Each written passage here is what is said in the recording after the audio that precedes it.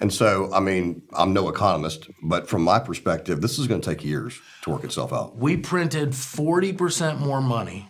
It added 40% to the money supply.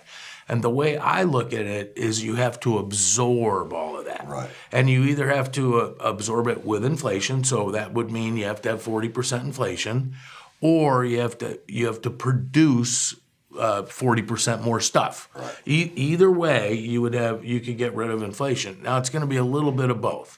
We're going to slow down the money supply is slowing down, so they're. Even though they don't talk about it, right. which is they only talk about interest rates, it is slowing down.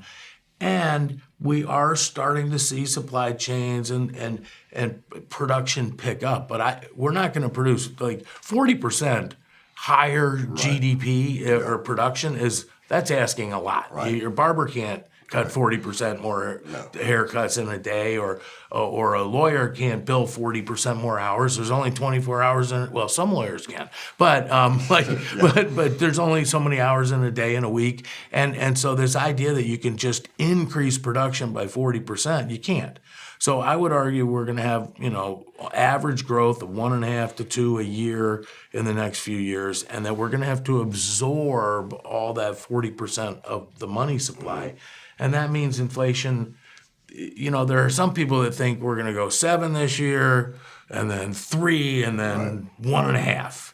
I actually am more in the camp of 7, 6, 5, 4. And so it's not 7, 8, 9, 10.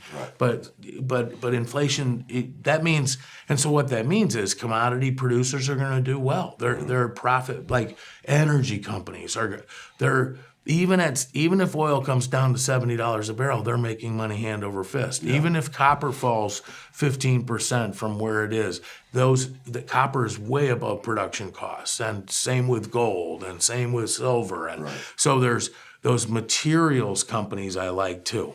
Yeah. So back to money supply real again, and then we'll move on from that. But the money supply growth has slowed. Which I think the last time you put something out was in the 1.5% range, or something like that. Exactly. And is that a deliberate move by the Fed? Yes, they are trying to do that. Well, here's the problem. So the abundant reserves in the banking system means that banks have a lot of money they could lend out. So we've gone from, we've had $5 trillion of excess reserves. So the Fed, I call that, it's like storing gasoline next to your water heater.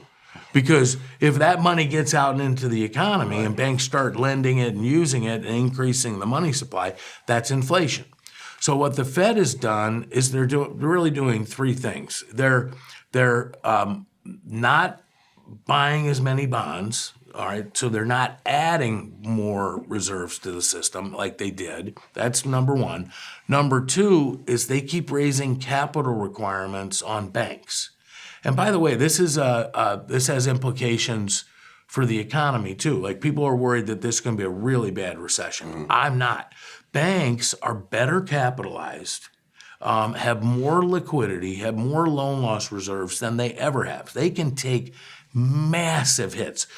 Our banks right now, they stress test them against a depression, and they aren't failing. Okay. And so this recession that's coming is not going. It's not going to be like 2008. Nothing like that. So unemployment back then went to like 10. I think unemployment's likely to go like 6%, but it's not going to do the early 80s. Kind of thing, and part of it is because but the Fed is leaning on banks, making them hold more capital, making them hold more liquidity, and that's to keep that gasoline from catching fire. I got you. And then the third thing they're doing is they're paying banks 4% on their reserves. So what they're hoping is, hey, let's pay them 4%, and then that makes it less attractive for them to lend. And grow the money supply. We've never done this before, like ever, and in the history of man, we had a model like this, and we don't know if it's going to work. And then there's an interesting sidelight to all of this. Banks have $5 trillion in excess reserves. The Fed is paying them 4% on those reserves, which means the Federal Reserve is paying private banks $200 billion a year. And my line is, wait until Elizabeth Warren and AOC figure this out. Right. Because politicians, especially Democrats, and I'm not trying to be overly political, but they hate banks. Right? Yes. They like banks are evil. Right. And now the government's paying banks $200 billion a year.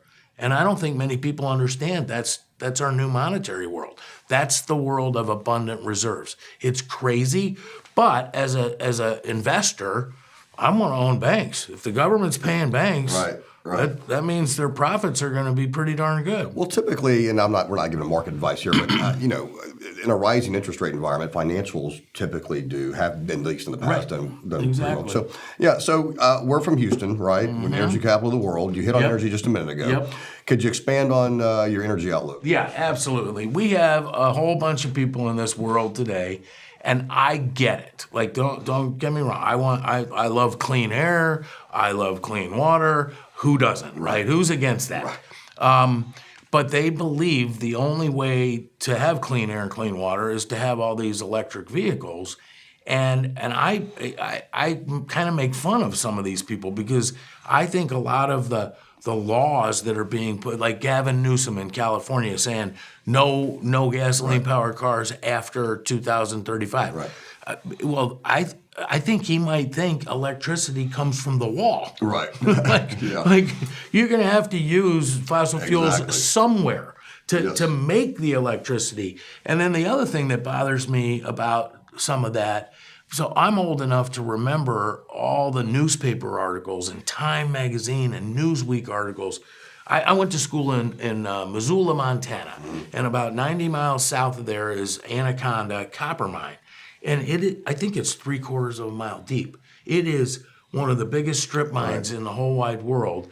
And but the New York Times and Time and Newsweek, and they used to run stories about how we're raping the earth and all of that. Well, have you looked at a lithium mine? They're doing the same thing to get lithium for the batteries, and yet somehow nobody cares about that. And I think so in other words, what I'm getting to here is that this idea that we're going all electric and we can live without fossil fuels, when I'm gone, in 50 years, we will be using more fossil fuels than we're using today. That's my prediction. Really? Certainly in the next 10 years. Even the World Energy, whatever, I forget their moniker, but the IEA, International Energy Association, they say in 10 years we're going to use 7% more fossil fuels. And so that whole sector, and I know we're not trying to give too much investing advice, but in the S&P 500, I think there's 72 energy companies, energy, natural gas, all kinds. So I forget. Don't hold me to that number. But I do know that the market cap of all of them combined is smaller than the market cap of Apple, one company. Right. And as a result, I think the market is buying into this idea that we won't use fossil fuels, and the market's wrong. And therefore, the energy industry is long-term growth. The next 20 years, it's going to be a great place to be. Nice. Good to hear. Brian, I know we're not MSNBC or CNBC or Fox Business News, but the people listening to this video will be better off for it. Well, thank you so much. Yeah, really thanks, appreciate Jeff. it. Great to be with you. Absolutely. Yeah, always.